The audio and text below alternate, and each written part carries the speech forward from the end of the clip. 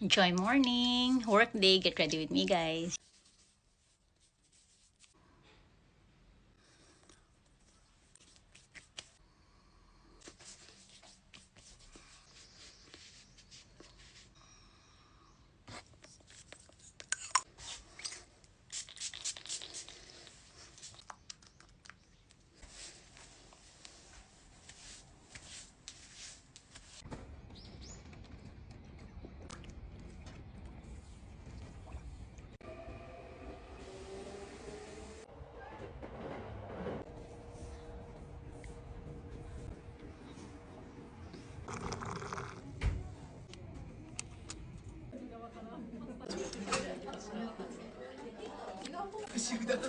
Thank you, Bear.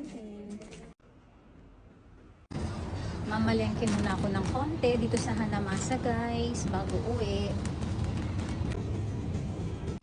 Nagaantay na ako guys ng train. Yung workplace ko kasi guys, going Hanamasa, pwede siyang lakarin. Masipag ako maglakad, so kahit medyo malayo-layo ng konti, talaga nilalakad ko. So parang exercise na din. Kasi pag maginaw, diba guys, hindi tayo pinapawisan. So walking din pag may time. Ayan, so yung kaya ko lang bitbitin syempre kasi nga nagko-commute tayo. Bumaba ako guys ng train, and then ngayon waiting ako sa isang train na sasakyan ko pa uwi. Naku, pasensya na guys sa itsura ko, haggard na. Kasi 8 hours yung shift ko sa work. And then, pasensya na hindi ako naka-makeup. Walang makeup guys. Walang kaayos-ayos. Haggard of Versosa ang peg.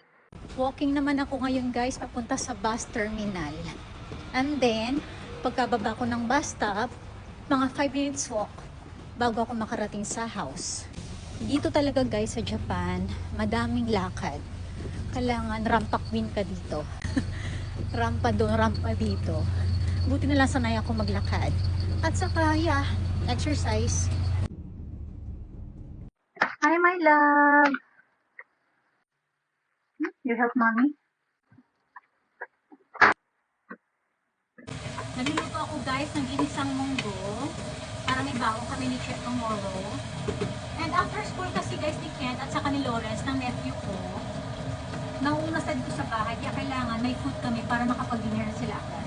Kaya nagluluto kami lagi ni Chef. Kain guys! Chicken macaroni kinuha ko kahapon.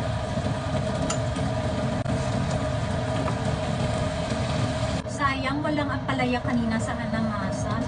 Mas masarap sana yung ginisang munggo pag may ampalaya. Kain guys!